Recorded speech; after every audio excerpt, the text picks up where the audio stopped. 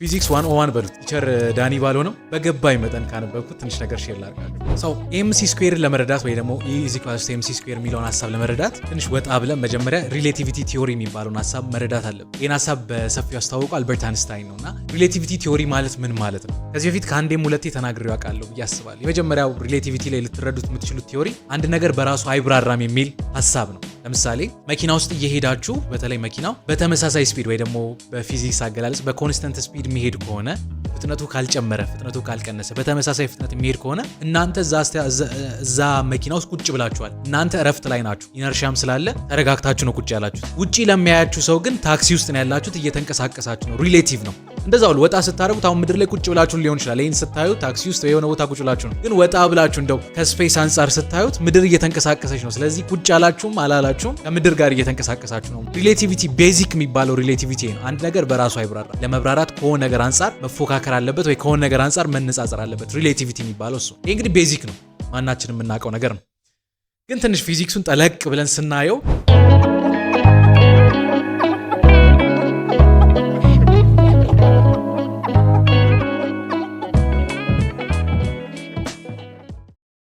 ሄይ ጋይስ እንዴት ናችሁ? ሁሉ ሰላም፣ ሁሉ አማን። ፊራ ነኝ። እንግዲህ ሳምንቴን ጠብቄ በዚህም ሳምንት ካነበብኩት በሚለው ሐሳብ እንዲሁ ያነበብኩትን ሼር ላደርጋችሁ መጣሁ። ሳምንት አሪፍ ነበር። እንግዲህ በዚህ ሳምንት እንደተለመደ ሁሉ ትንሽ ወጣ ያለ ሐሳብ ይዤ መጥቻለሁ። ርዕሱ ላይ እንዳያችሁት ብዙዎቻችን በተለያየ መንገድ ስለ ፊዚክስም ሲወራ ወይ በተለይ ደግሞ አልበርት አንስታይን ሲባል አይምሮአችን ላይ የሚመጣ አንድ ፎርሙላ አለች። E = MC ስኩዌር የምትባል E እኩል ይሆናል MC ስኩዌር የሚባለው ፎርሙላ እና ምን ማለት ነው? እስኪ ትንሽ ነገር ሼር ላድርጋችሁ። አንድ ቦታ አጋጣሚ እያዩ ምን ማለት ነው ቼክ ለማድረግ ሞከርኩኝና ትንሽ ሐሳቡ ኢንትረስቲንግ ስለሚመስል ቀለል አድርጌ አሁን ካልኩሌሽን ውስጥ አልገባም። ካልኩሌሽን የምትወዱ ሰዎች ካላችሁ ለእናንተ እሱን እተዋለሁ። ሎጂኩ ግን ምንድን ነው የሚለውን ነገር ነው በገባኝ መጠን ካነበብኩት ትንሽ ነገር ሼር ላድርጋችሁ። ሰው ኤምሲ ስኩዌርን ለመረዳት ወይ ደግሞ E = MC ስኩዌር የሚለውን ሐሳብ ለመረዳት ትንሽ ወጣ ብለን መጀመሪያ ሪሌቲቪቲ ቲዮሪ የሚባለውን ሐሳብ መረዳት አለብን። ይህን ሐሳብ በሰፊው ያስተዋወቀው አልበርት አንስታይን ነውና ሪሌቲቪቲ ቲዮሪ ማለት ምን ማለት ነው? ቀለል አድርጌ እንዴት ነው ፊዚክስ 101 በሉት ቲቸር ዳኒ ባልሆነም ቀለል አድርጌ ግን ሐሳቡን ልግለጽላችሁ። የሪሌቲቪቲ ቲዮሪን ለመረዳት መጀመሪያ እስኪ ብዙዎቻችን በቃል የምናውቀው ወይ ቤዚክ የምትባለው ሪሌቲቪቲ ላስረዳችሁ። ከዚህ በፊት ከአንዴም ሁለቴ ተናግሬው አውቃለሁ ብዬ አስባለሁ። የመጀመሪያው ሪሌቲቪቲ ላይ ልትረዱት የምትችሉት ቲዮሪ አንድ ነገር በራሱ አይብራራም የሚል ሐሳብ ነው። ለምሳሌ በራሴ ምሳሌ ሰጥቼ አውርቻለሁ። ለምሳሌ እኔ ቀጠን ትላለህ የምትሉኝ ከሆነ ሰው አንፃር እያወዳደራችሁ ነው። ሪሌቲቭ ነው። እንደዛ ሁሉ ሪሌቲቪቲ ቲዮሪ አንድ ነገር በራሱ አይብራራም የሚል አይነት ሐሳብ የሚያነሳ። ለምሳሌ መኪና ውስጥ እየሄዳችሁ ለእናንተ መኪና ውስጥ ቁጭ ብላችሁ በተለይ መኪናው በተመሳሳይ ስፒድ ወይ ደግሞ በፊዚክስ አገላለጽ በኮንስታንት ስፒድ የሚሄድ ከሆነ ፍጥነቱ ካልጨመረ ፍጥነቱ ካልቀነሰ በተመሳሳይ ፍጥነት የሚሄድ ከሆነ እናንተ እዛ መኪና ውስጥ ቁጭ ብላችኋል። እናንተ እረፍት ላይ ናችሁ። ኢነርሺያም ስላለ ተረጋግታችሁ ነው ቁጭ ያላችሁት። ውጪ ለሚያያችሁ ሰው ግን ታክሲ ውስጥ ነው ያላችሁት፣ እየተንቀሳቀሳችሁ ነው። ሪሌቲቭ ነው። እንደዛው ወጣ ስታረጉት አሁን ምድር ላይ ቁጭ ብላችሁ ሊሆን ይችላል። ይሄን ስታዩ ታክሲ ውስጥ የሆነ ቦታ ቁጭ ብላችሁ ነው። ግን ወጣ ብላችሁ እንደው ከስፔስ አንጻር ስታዩት ምድር እየተንቀሳቀሰች ነው። ስለዚህ ቁጭ ያላችሁም አላላችሁም ከምድር ጋር እየተንቀሳቀሳችሁ ነው ማለት ነው። ሪሌቲቪቲ ቤዚክ የሚባለው ሪሌቲቪቲ ነው። አንድ ነገር በራሱ አይብራራም። ለመብራራት ከሆነ ነገር አንጻር መፎካከር አለበት ወይ ከሆነ ነገር አንጻር መነጻጸር አለበት። ሪሌቲቪቲ የሚባለው እሱ። ይሄ እንግዲህ ቤዚክ ነው፣ ማናችንም የምናውቀው ነገር ነው። ግን ትንሽ ፊዚክሱን ጠለቅ ብለን ስናየው የአልበርት አንስታይንን ሪሌቲቪቲ የሚባለውን ቲዮሪ በሁለት መንገድ ከፍለን እናየዋለን። አንደኛው አልበርት አንስታይን መጀመሪያ ያስተዋወቀው ስፔሻል ሪሌቲቪቲ የሚባለው ቲዮሪ እና ሁለተኛው ደግሞ ትንሽ ዘግየት ብሎ ያስተዋወቀው ጀነራል ሪሌቲቪቲ የሚባለው ሐሳብ ነው። እንግዲህ ኤምሲ ስኩዌርን ለመረዳት ስለሆነ ሐሳባችን ዛሬ የምናየው ስፔሻል ሪሌቲቪቲ ብቻ ነው። ሶ ስፔሻል ሪሌቲቪቲ ማለት ምን ማለት ነው? ቀለል አድርጌ ነው ማስረዳችሁ።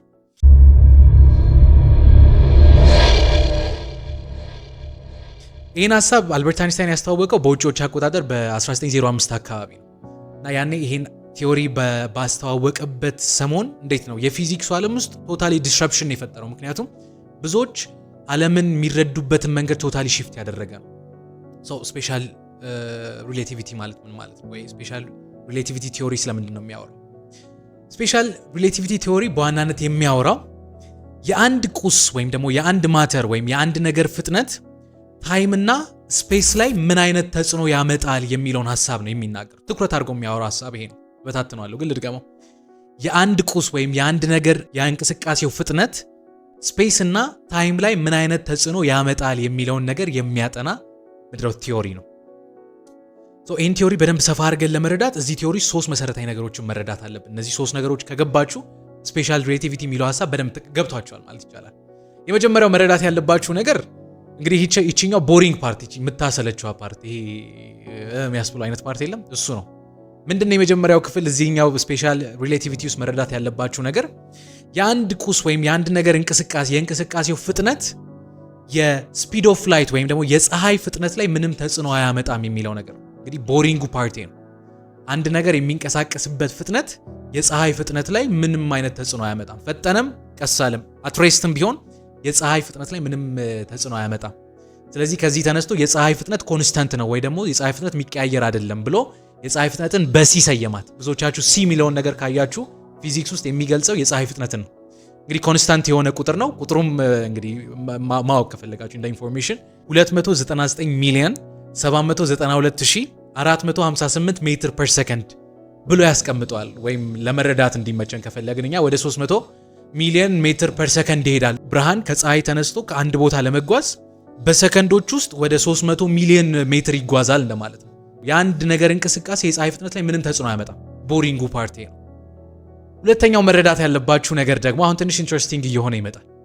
አዎ የአንድ ቁስ ወይም የአንድ ነገር ፍጥነት ወይም ደግሞ የአንድ ቁስ የሚንቀሳቀስበት ፍጥነት የፀሐይ ፍጥነት ላይ ምንም ተጽዕኖ አያመጣም፣ ግን ታይም እና ስፔስ ላይ ወይም ደግሞ ጊዜና ስፔስ ላይ ተጽዕኖ እንደሚያመጣ ይናገር። አንድ ነገር የሚንቀሳቀስበት ፍጥነት ጊዜ የሚባለው ነገር ላይ ተጽዕኖ ያመጣል። እሱ ብቻ አይደለም፣ ስፔስም ላይ ተጽዕኖ ያመጣል። ምን ማለት ነው? ከጊዜ ልጀምርላችሁ።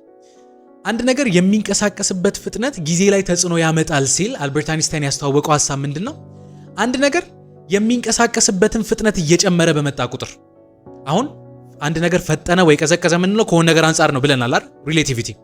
አንድ ነገር እየፈጠነ መጣ ስንል ፍጥነቱን ከፀሐይ ፍጥነት ጋር ነው እያወዳደርን ያለ ነው። አንድ ነገር ፍጥነቱን ከፀሐይ ፍጥነት ጋር እያቀራረበ ሲመጣ ፈጠነ ስንል ወደ 300 ሚሊዮን ሜትር ፐር ሰከንድ እየተጠጋ ነው እያለ። አንድ ነገር ፍጥነቱን በጨመረ ቁጥር ይላል አልበርት አይንስታይን፣ ፍጥነቱን የጨመረው ቁስ ከሌላኛው ወይም ደግሞ ምድር ላይ ከምንኖረው ሰዎች አንፃር ጊዜ ለሱ ቀስ እንደሚል ይናገራል።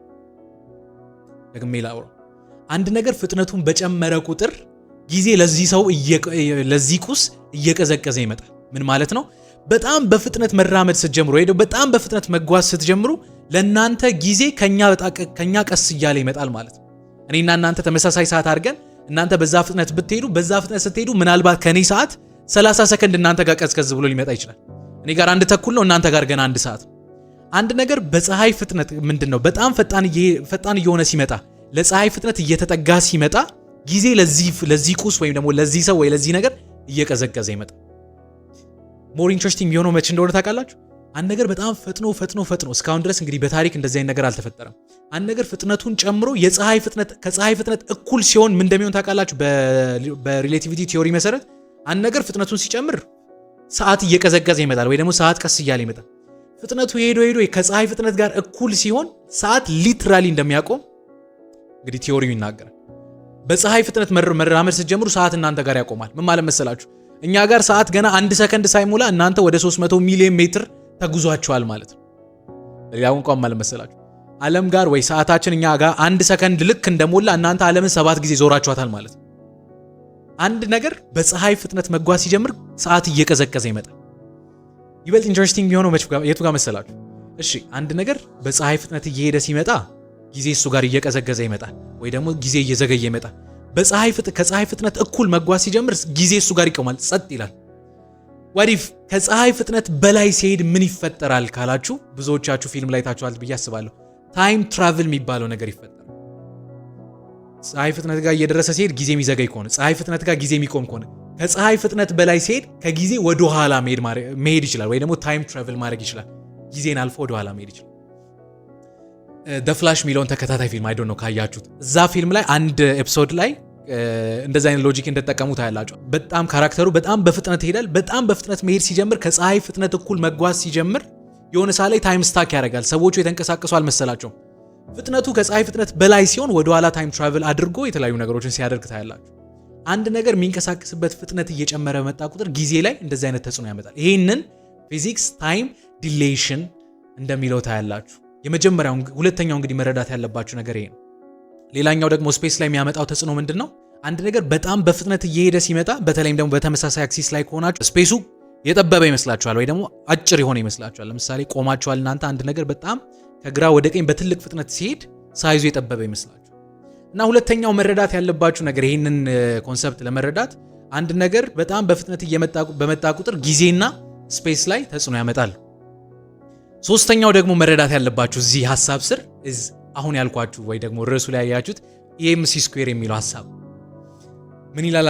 አልበርት አንስታይን በተለይ ይህኛው ከዚህ በኋላ ማውራት ሐሳብ የፊዚክሱን ዓለም በጥብጦታል ወይ ደግሞ አዲስ ዓለም የምናይበትን መንገድ ቀይሯል የሚባል ምን ይላል? ኢነርጂና ማተር የሚባሉ ነገሮች ወይ ደግሞ ጉልበትና ቁስ የሚባሉ ነገሮች በተለያየ መልክ የሚገኙ ተመሳሳይ ነገሮች ናቸው ወይ ደግሞ ተመሳሳይ ፍጥረቶች ናቸው እንበል ተመሳሳይ ነገሮች ናቸው የሚል ሐሳብ ያው ኢነርጂ እና ወይ ደግሞ ጉልበትና ማተር ወይ ደግሞ ቁስ የሚባሉ ነገሮች በተለያየ ስቴት የሚገኙ ተመሳሳይ ነገሮች ናቸው ይላል። ምን ማለት መሰላችሁ?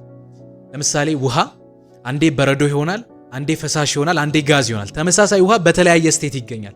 እንደዛ ሁሉ ኢነርጂ እና ማተር የሚባሉ ነገሮች ተመሳሳይ ነገር ናቸው፣ ግን በተለያየ ሁኔታ ወይ በተለያየ መልክ በተለያየ ስቴት ይገኛሉ የሚል ሐሳብ ያወራል።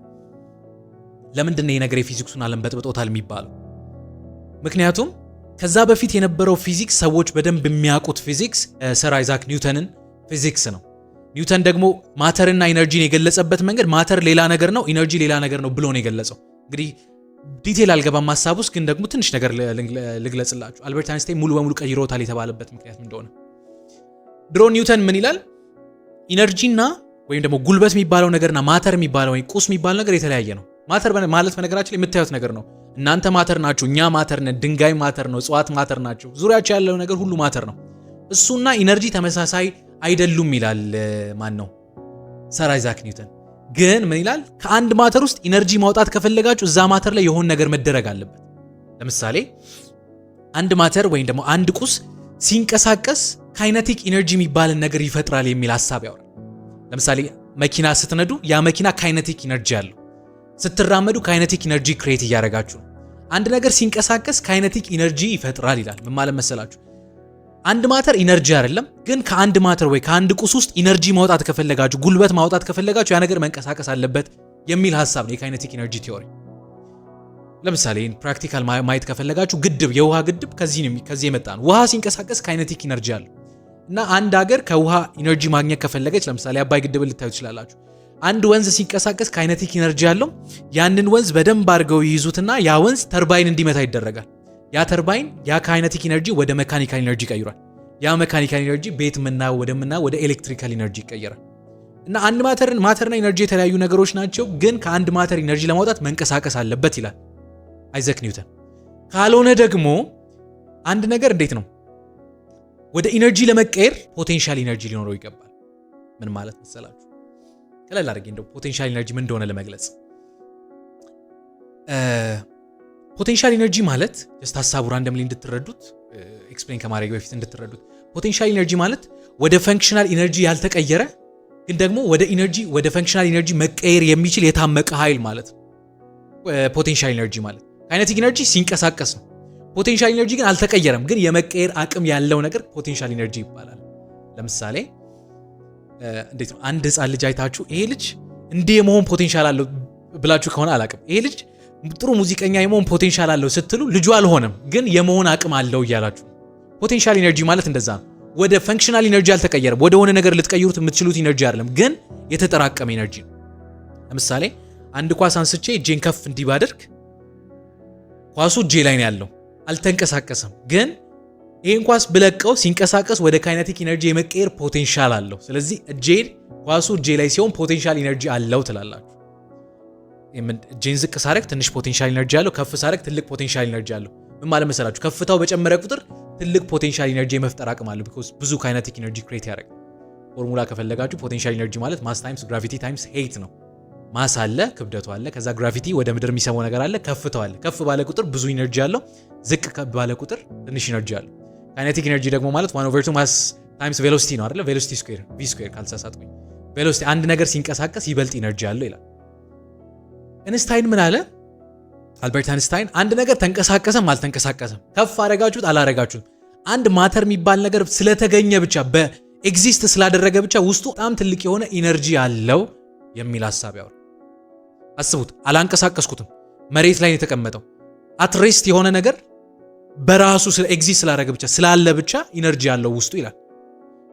እንደውም በእኔ አገላለጽ ነው። እሺ እንግዲህ ማቴማቲካሊ ራሳችሁ ፕሩቭ ልታደርጉ ትችላላችሁ። ግን እንደውም ይላል አንድ በጣም ትንሽ የምትባል ማተር ውስጥ በጣም ትንሽ የምትባል እንደው የአፈር ብናኝ የምታክል ማተር የምትባል ነገር ውስጥ ያለውን ኢነርጂ መረዳት ከፈለጋችሁ ይላል ቅድም የነገርኳችሁን የፀሐይ ፍጥነት ስኩዌር አድርጉትና በራሱ አባዙትና ይቺ ትንሽ ያልኳችሁ ክብደት አለች አይደል? በዛ ክብደት አባዙት ይላል።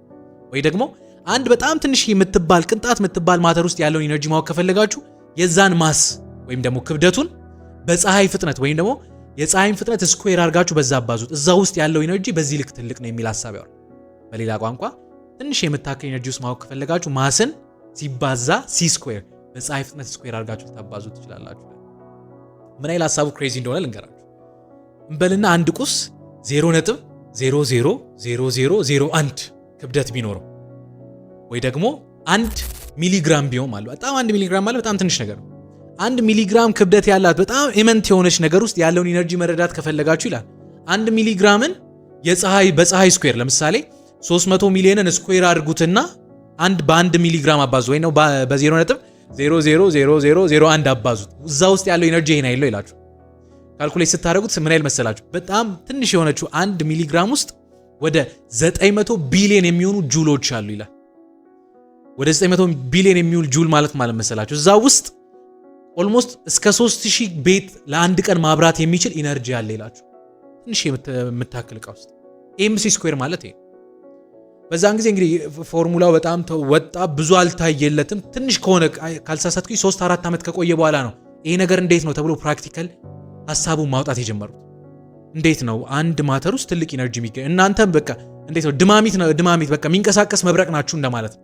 ኢማጂን ይሄን ክብደታችን አባዝታችሁ በፀሐይ ፍጥነት ስታባዙ። እሺ በቲዮሪ ደረጃ ሴንስ ሊሰጥ ይችላል። እሺ ሊሆን ይችላል። ግን እንዴት ነው ወደ ምድር መውረድ ይችላል ወይ? ይሄ ነገር እውነት ሴንስ ይሰጣል ወይ ካላችሁ በጣም የሚገርማችሁ ነገር እንግዲህ ከዛ በኋላ ይሄ ቲዮሪ ወደ ምድር ወርዶ ዓለማችንን አሁን የሚበጠብጥ ትልቅ ኃይል ተፈጥሯል። ይሄም ኃይል ብዙዎቻችሁ ታውቁታላችሁ ያስባል። ኒውክሌር ኢነርጂ የሚባል ነገር የተፈጠረው ከዚህ ሐሳብ ውስጥ። ኒውክሌር ኢነርጂ የሆነ ነገር ተንቀሳቅሶ የሚመጣ ኢነርጂ አይደለም፣ ወይ ወደ ፖቴንሻል ኢነርጂ ተቀይሮ አይደለም፣ ወይ ደግሞ ተርማል ኢነርጂ ሆኖ አይደለም፣ ወደ ሆነ ነገር ተቀይሮ አይደለም። ኒውክሌር ኢነርጂ ማለት አንድ በጣም ትንሽ የአተም ውስጥ ያለችን ኢነርጂ አውጥተውት እንዴት ነው ፋርም አድርገውት ማለት ከዛ ውስጥ ያንን ኢነርጂ አውጥተውት ዓለምን ማጋየት እንደማለት ነው። ኒውክሌር ኢነርጂ ማለት እሱ እንደው የኔ ቶፒክ አይደለም፣ እንደው ጣል ላድርግላችሁ እንዴት ኒውክሌር ኢነርጂ ነው የሚፈጠር። አንድ ማስ ውስጥ ያለን ኢነርጂ እንዴት ማውጣት ትችላላችሁ? ያንን ማስ ማውጣት ከቻላችሁ ማለት ኒውክሌር ኢነርጂ ክሬት አደረጋችሁ ማለት። በሁለት መንገድ ልንገራችሁ። የመጀመሪያው ሐሳብ ኒውክሌር ፊዥን ይሉታል። ኒውክሌር ፊዥን ማለት መሰላችሁ እንዴት ልግለጽላችሁ መሰላችሁ? ይሄን ሐሳብ አተም የሚባል ነገር አለ አይደለ? አተም ስለሚባለው ነገር እናውቃለን ብዬ አስባለሁ። አተም ማለት ዘ ቢልዲንግ ብሎክ ኦፍ ኤሌመንት ይባላል። ምንድነው ህይወት ያለውን ነገር የሌለውን ነገር ሁሉንም ሄዳችሁ ብትበታተኑት መጨረሻ ላይ የምታገኙት አተም የሚባል ነገር ነው። አተም ትልቁን ነገር የፈጠረ ትንሽ ነገር ነው። ግን አተም ውስጥም እንዴት ነው ጎላ አድርጋችሁ ስትገቡ አተም ውስጥ ሰብ አቶሚክ ፓርቲክል ደግሞ የሚባሉ ክፍሎች አሉ። 3 ናቸው። ፕሮቶን የሚባል አለ፣ ኒውትሮን የሚባል አለ፣ ኤሌክትሮን የሚባል አለ። እና ይሄን ሐሳብ ለማስረዳት እነዚህን እንደ አንድ ቤተሰብ አድርጋችሁ ሳሉልኝ። ፕሮቶን እና ኒውትሮን ባልና ሚስት አድርጉልኝ፣ ኤሌክትሮንን ልጅ አድርጉልኝ። ሎጂካሊ አይገናኝም፣ ግን አሁን ለማወራው ሐሳብ ሴንስ እንዲሰጥ በዛ መሰረት አድርጋችሁ ያዙልኝ። ይሄ ቤት ሰላም የሆነ ቤት ነው ለማለት ባል አለ፣ ሚስት አለች፣ ከዛ ኤሌክትሮን ልጅ አለ። ምን ያደርጉታል መሰላችሁ? ኒውክሌር ፊዥን ለመፍጠር አንድ አተም ጤነኛ ሆኖ ለመኖር ወይም ደግሞ ጤነኛ ሆኖ ኤግዚስት ለማድረግ እነዚህ 3ቱ ነገሮች ባላንስድ ሆኖ መኖር አለባቸው። ምን ያደርጋሉ? ይህም ባላንስድ የሆነውን አተም ማይላቀቀውን አተም በትልቅ ኃይል እንዲላቀቅ አድርጎ ፑሽ ያደርጉታል። ይህ አተም መላቀቅ የሌለበት አተም በትልቅ ኃይል ሲመታ ሲበተን እንዴት ነው ስብርባሪ ይፈጠራል። ከስብርባሪው በኋላ ግን በጣም ትልቅ ኢነርጂ ይፈጠራል። ያ ኢነርጂ ፍንዳታ ሊሆን ይችላል፣ ወይ የሚገፋችሁ ኢነርጂ ወይ ሙቀት ሆኖ ሊወጣ ይችላል። መላቀቅ የሌለበት ስቴብል የሆነን አተም በትልቅ ኢነርጂ ስትመቱት ይበተንና ያ አተም ሲበተን ትልቅ ኢነርጂ ይወጣል። እንዴት ነው የሚበትኑት መሰላችሁ? 3 ቤተሰብ አሉ ብያችኋለሁ። ኒውትሮን ሚስት ትሆንልኝ፣ ፕሮቶን ባል ይሆንልኝ፣ ኤሌክትሮን ልጅ ይሆኑልኝ። ምን ያደርጋሉ? እዚህ አተም ላይ አንድ ኒውትሮን ይለቁበታል። ኒውትሮንን በሚስት አስቡልኝ ብያቸዋል። ኒውትሮን ይለቁበትና ምን አይነት ምሳሌ ነው? እንደ ሐሳብ ነው። እሺ አንዳንዶችን ኦፌንድ ሊያደርግ ይችላል። ምሳሌ ኒውትሮን ይለቁበታል ማለት መሰላችሁ? አባወራው ላይ ወይ ደግሞ ባልየው ላይ ሌላ ሴት ይልኩበታል ነው ማለት ነው። ከዛ ይህ ሰውዬ ከትዳር ውጪ ሌላ እንትን ማድረግ ሌላ ግንኙነት ሲጀምር ቤቱ አንስቴብል መሆን ይጀምራል። ከዛ ምን ይሆናል? ባልና ሚስት ይፋታሉ ማለት። እነዚህ ሁለቱ ሰዎች ሲፋቱ ትልቅ ኢነርጂ ይለቀቃል። በቃ ሐሳቡ ይሄ ነው። ፕሮቶንና ኒውትሮን ኒውክለስ ላይ አንድ ሆኖ ቆሟል። መሃል ያለ እንትን ነው። አንድ ኒውትሮን ይለቁበትና ይሄ ፕሮቶንና ኒውትሮን መሃል ላይ ሲመታ ትልቅ ኢነርጂ ይለቀቃል። ኒውክሌር ፊዥን የሚባለው ነገር ይሄ ነው። ብዙ ጊዜ ይሄን ነገር የሚሞክሩት በዩራኒየም እና በፕላቲኒየም ነው አይደል? ፕላቲኒየም ካልተሳሳትኩ። እንግዲህ ኒውክሌር ኤነርጂ ከዛ ነው የሚሰራው። ዩራኒየምን አሁን ምንድነው ናጋሳኪና ሂሮሺማ ላይ የተለቀቁት ለዚህ ናቸው። ዩራኒየምን በትልቅ ኃይል ስትመቱት ያ ኒውትሮን ይሄድና ዩራኒየምን ይበትነዋል። ከዛ በነገራችን መበተን ብቻ አይደለም ደብል ይሆናል። ደብል ሌላ ኒውትሮን ይመጣል። ከዛ እቺ ኒውትሮን ሄዳ ከእንደገና ሌላ ቤት ትበትናለች። አንድ ነበር 2 ሆነ። ከዛ 4 ይሆናል። ከዛ 8 ይሆናል። ያ አተም ያለ ትልቅ ኢነርጂ ይሆናል። እየተብላላ መሄድ አንድ የሚፈነዳ ቦምብ አይደል? በየጊዜው እየፈነዳ መሄድ ነገር። አንደኛው መንገድ ይሄ ነው። አንድ አተም ውስጥ ያለን ኢነርጂ የምታወጡት በዚህ መንገድ መበተን። ሎጂካሊ ማለት ቀላል እንደማውራው ቀላል አይሆን ይችላል። ሌላኛው ደግሞ ኒውክሌር ፊውዥን ይሉታል። ኒውክሌር ፊውዥን ደግሞ አንድ ላይ መደባለቅ የማይችሉ ሁለት አተሞችን ወይ ደግሞ ሁለት ፕሮቶኖችን ወይ ሁለት ኒውክሌዮችን በትልቅ ኃይል በትልቅ ቴምፕሬቸር እና በትልቅ ፕሬሸር አንድ ላይ እንዲጣመሩ ማድረግ። ይሄ ኤነርጂ የታገኙታላችሁ መሰላችሁ? ፀሐይ ውስጥ የሚገኝ ኤነርጂ ነው። ፀሐይ ውስጥ 3 ሃይድሮጅኖች እንግዲህ ዲቴል አልገባም። 3 የሃይድሮጅን አይዞቶፖች በትልቅ ቴምፕሬቸር በትልቅ ፕሬሸር እንዲደባለቁ ይደረጋል ወይ ደግሞ ይደባለቃሉ። እነዚህ ነገሮች በትልቅ ኃይል ሲደባለቁ ትልቅ ኢነርጂ ሪሊዝ ያደርጋሉ። አሁን እኛን የሚሞቀን ኃይል ማለት ነው። እኛ የምንሞቀው ኢነርጂ ይደባለቅና ትልቅ ኢነርጂ ክሬት ያደርጋሉ። ከዛ እንደ ውጤት ሂሊየም ይፈጠራል። እና በእነዚህ ሁለት መንገዶች ኒውክሌር ፊዥን እና ኒውክሌር ፊውዥንን ተጠቅመው አንድ አተም ውስጥ አንድ ትንሽ የምትባል አተም ውስጥ ትልቅ ኢነርጂ ሪሊዝ ማድረግ እንደሚቻል ፕሩቭ አድርገዋል። እንግዲህ አልበርት አንስታይን የፊዚክስን ዓለም ከዛ በኋላ እንደቀየረው ይናገራል። ኤምሲ ስኩዌር ማለት ይሄ ነው።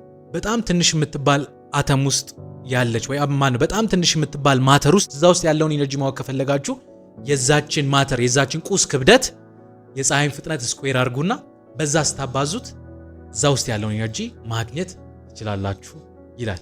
ሌላኛው እንግዲህ ጀነራል ሪሌቲቪቲን እዛ ውስጥ አልገባም። እሱ ሌላኛው ሐሳብ እና ካነበብኩት እንደው ከገባኝ ሐሳብ ትንሽ ነገር ሼር ላደርጋችሁ ይሄን አሰብኩ። እስካሁን ድረስ እንግዲህ እስከ ቪዲዮ መጨረሻ ካላችሁ አለው በለኝ። እንደው ስለ እግዚአብሔር ብዙ ሰው ይቆያል ብዬ አላስብም፣ ግን ቀለል አድርጌ ሐሳቡን ለመግለጽ ሞክሬያለሁ ብዬ አስባለሁ። እንዴት አያችሁት ሐሳቡን? ኤምሲ ስኩዌር ገባችሁ ወይስ እንዴት ነው? ከተሳሳትኩ እንግዲህ ኮመንት ላይ አድርሙኝ። ፕራክቲካሊ የሆነውና ማቴማቲካሊ የሆነውን ሐሳብ ሼር የምታደርጉን ሰዎች ካላችሁ እናንተንም እንጠብቃለን። በዚህ ሳምንት እንግዲህ ካነበብኩት ይሄን ሼር ላደርጋችሁ ወደድኩ። ቀጣይ ሳምንት እንደተለመደው በሌላ ሐሳብ መለሳለሁ። አብራችሁ ስለነበራችሁ አመሰግናለሁ። ይህ ሐሳብ ከተመቻችሁ ከዚህ በፊት አንድ ቪዲዮ ለቅቅ ያለው ለምን ብዙዎቻችን ይደክመናል የሚልና ይህ ሐሳብ ከተመቻችሁ እርግጠኛ ነኝ ያን እንደምትወዱት ከስር ዲስክሪፕሽን ላይ ፊት ለፊት የምታገኙት ቪዲዮ እሱ ነው። እዛ ቪዲዮ ላይ እንገናኛለን። ቀጣይ ሳምንት በሌላ ሐሳብ እንመለሳለን። አብራችሁ ስለነበራችሁ አመሰግናለሁ።